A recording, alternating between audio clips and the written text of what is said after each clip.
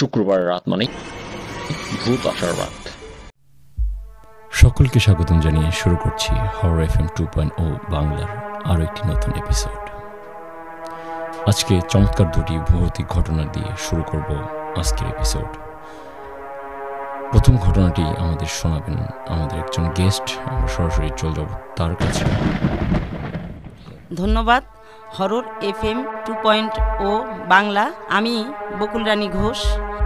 আমার বাবার দাদুর নাম হচ্ছে মাহিন্দ্র ঘোষ। উনি তন্ত্র সাধনায় পারদর্শী ছিলেন।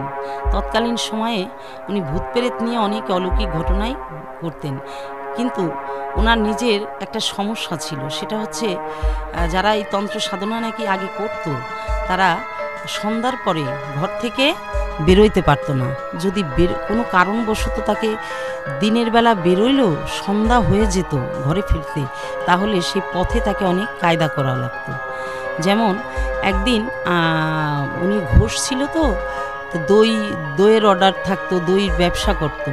তা বড় বড় বিয়ে অনুষ্ঠানে যদি দই দিতে যেত, আস্তে আস্তে যখন দইয়ের অর্ডার দিয়ে ফেরার পথে অনেক রাত হয়ে যেত। তখনকার সময় তো যোগাযোগ ব্যবস্থা অতটা ভালো ছিল না।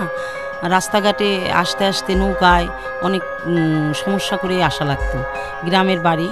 তা আসার পথে যদি সময় রাত হয়ে যেত, রাত হলে ওনাকে নাকি অনেক কষ্ট করা লাগতো। কী জন্যে? উনি যে তন্ত্র সাধনা করত, যাদের নিয়ে ভূত প্রেত নিয়ে চলাফেরা করত, ওরা রাত হলে কিন্তু ওনাকে মেরে ফেলার করতো। আর ওনার ওই ভূত প্রেত থেকে বাঁচার জন্য যদি সন্ধ্যা হতো, রাত্রেবেলা ওনাকে মন্ত্র পড়ে কুণ্ডলী কেটে সেই রাত সেখানেই থাকতে হতো। যদি সেই কুণ্ডলীর বাইরে উনি রাতের অন্ধকারে বেরোইতো, তাইলে ওনাকে মেরে ফেলতো। উনি যদি কোনো কারণে কোথাও যেতে রাত হতো, ওই কুণ্ডলীর মধ্যেই রাত থাকতো। যদি পথে ভাগ্যবশত কোনো লোক দেখা হতো, কোনো লোকের সঙ্গে যদি বলতো যে ঘোষমশাই আপনি কি করতেছেন, তখন উনি ওই ভিতর থেকে বলতো তোমরা আমাকে একটু নিয়ে বাড়ি পৌঁছে দাও।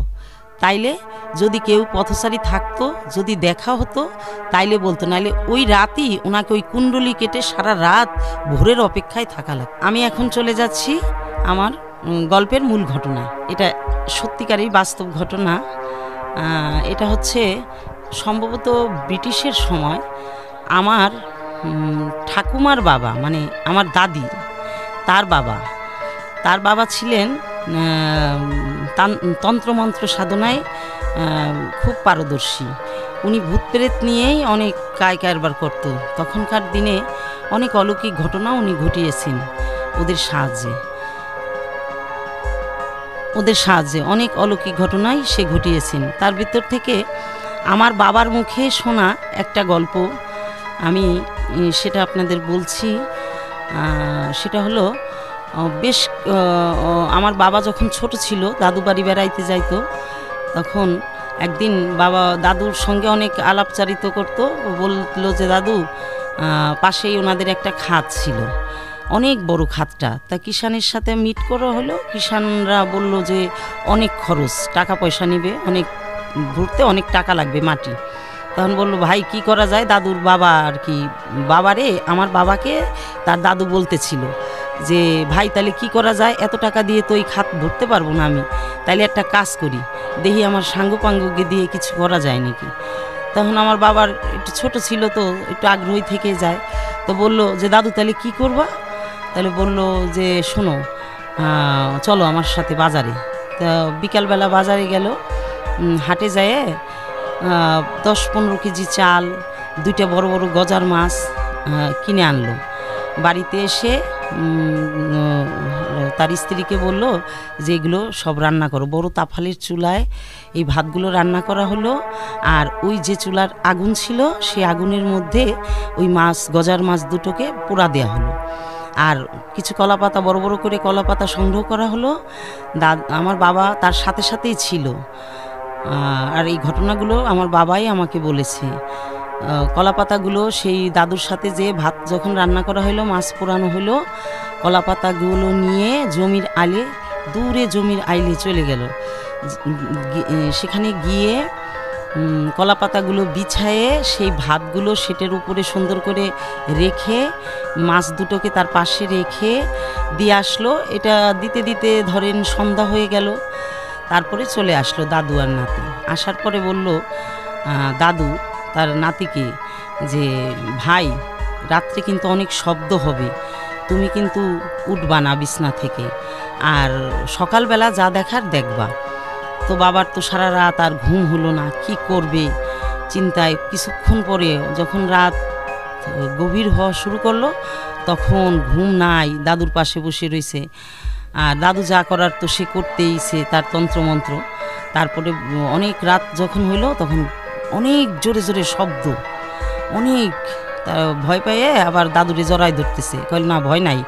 তারপরে সকাল হোক এই অপেক্ষায় রইল। সকাল যখন হইল তখন দাদুর কাছে দৌড়ে, দাদু চলো দেখি তো খাদের অবস্থা কি। তা বললো যে চলো। তারপরে দাদুর সাথে গিয়ে আমার বাবা সেই খাদ যায় দেখলো পুরাটা বড় বড় মাটির ঢেলায় ভরে গেছে। আর কইলো চলো জমিতে যাই ভাই। যায় সেই জমির আইলের যে খাবার দেয়া ছিল, ভাত আর গজার মাছ পোড়া, সেগুলো সেখানে শেষ। আসলে এই ভৌতিক ঘটনা আমরা যেগুলোকে এখন ব্ল্যাক ম্যাজিক বলি, এগুলো আগে অনেকটাই রিয়েল ছিল, যার কারণে মানে বাস্তব ঘটনা সেই দাদু কিংবা নাতিদের কাছ বলা সেই ঘটনাগুলো একেবারেই মিথ্যে না। ধন্যবাদ সবাইকে। চমৎকার একটি ঘটনা শুনে ফেললাম আমরা আন্টির কাছ থেকে। আশা করছি সকলের ভালো লাগবে ঘটনাটি। কমেন্ট করে জানাবেন ঘটনাটি কেমন লাগলো, আর অবশ্যই ভালো লাগলে চ্যানেলটি সাবস্ক্রাইব করে রাখবেন পরবর্তী ঘটনা শোনার জন্য।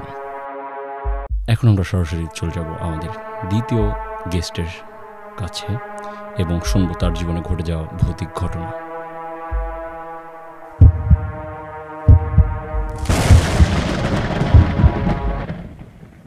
হ্যাঁ, আমি এখন চলে যাচ্ছি সরাসরি ঘটনায়। আমার নাম শাওন, আমি এখন অনার্স দ্বিতীয় বর্ষে আছি।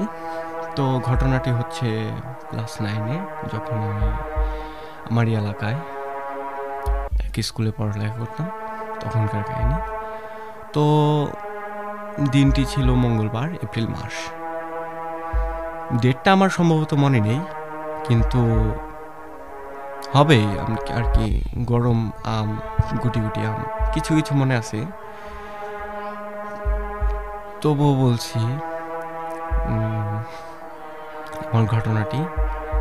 তো আমি একটা টিউশন নিতাম, টিউশনটা ছিল 7টা থেকে 8টা পর্যন্ত। তো আমি টিউশন থেকে আসার পথে প্রায় আধা ঘন্টা 20 মিনিট 40 মিনিট পথে অনেকটাই দেরি করতাম। তো দেরি করতে করতে একদিন দেখি যে 9:45 বাজে, হ্যাঁ তো এরকমই। তো আমি বাসায় আসতে আসতে, আমার কাছে তখন ফোন ছিল না, ছিল একটা ছোট বাটন ফোন, ছোট্ট একটা লাইট। তো আমি গান বাজিয়ে সুন্দর করে আস্তে আস্তে আসছি। তো নিজের এলাকায় আসছি, তো একটা মোড় আছে, মোড়টা পার হয়েছি, তখনই গেল হট করে কারেন্ট চলে। হঠাৎ করে কারেন্ট যাওয়ার পরে কেমন জানি মনে হলো আমি একা, খুব একা, ভীষণ একা। আমার আশেপাশে পিছনে সামনে কেউ নেই, কেউ নেই।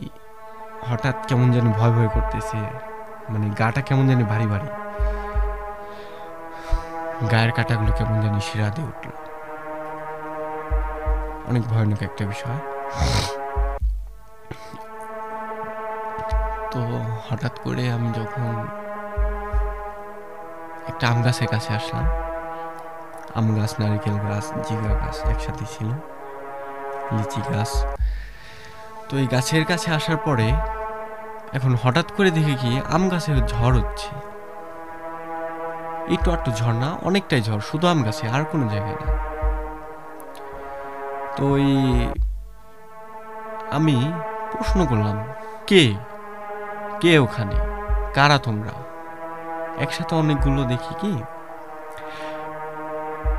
মানে কোনো কথা বলো না, একসাথে অনেক অনেক অনেক, মানে ঝড়ের মতো 4-5টা ডালে এরকম আর কি ঝাঁকাঝাঁকি শব্দ হচ্ছে। তো আমি মনে করছি হয়তো ছোট পোলাপান বা কেউ না কেউ হবে, আমটাম খাচ্ছে হয়তো। তো আমি দিকে হঠাৎ করে লাইট দিতেই আমি কিছু দেখতে পাইনি, বাট ওই যে গাছগুলা যে নড়তেছে ওইটা আমি দেখতে পারছি হালকা আবছা আলোতে, ছোট লাইট আমার কাছে। তো আমি আবার প্রশ্ন করলাম, কে তোমরা, কারা, এখানে কি করো? তো প্রায় 6টা 7টা এমন বিকট হাসি আসলো যা আমি কল্পনাও করতে পারি না। মানে কার্টুনে যেমন হাসি হুবহু ওই রকম হাসি, 7-8টা একসাথে। আমাকে ঘিরে ধরলো ভয়। আমি স্যান্ডেল, আমার পায়ে স্যান্ডেল ছিল, স্যান্ডেল দুইটা আমি হাতে নিয়ে এক দৌড় দিলাম। এক দৌড় দেওয়ার পরে আমি রাস্তায় হুচুট খেয়ে পড়ে গেছি। হুচুট খেয়ে পড়ে যাওয়ার পরে একজনের সামনে ধরে উঠাইছি। উঠানোর পরে তারপরে চলে আসলো কারেন্ট আসার পর তার বাসায় নিয়ে গেল। তো ওই বাসায় এক দাদি ছিল, দাদি আমাকে ঠান্ডা পানি দিল। উনি বিষয়টা বুঝছে যে আমার কি হয়েছে, আমার চোখ মুখ দেখে, আমার ভয়টা দেখে উনি বুঝছে। আমাকে ঠান্ডা পানি দিল, আমাকে আরো কি কি করলো আমার খেয়াল নেই অতটা। তো এটা করার পরে বললো যে বাসায় যাও, বাসায় যেয়ে 1 কলস জল আর একটা জবা ফুল দিয়ে চান করে নেবা, তাহলে তোমার ভয় কেটে যাবে। তো হ্যাঁ, আমি বাসায় আসলাম। বাসায় আসার পরে সবাইকে এই ঘটনা বললাম। তারপরে আমাকে ওই নিয়ম মাফিক গোসল বা চান করানো হলো। তারপরে আমার আর কোনো সমস্যা হয়নি। এই ছিল আমার ঘটনা লিসেনার। ধন্যবাদ সবাইকে।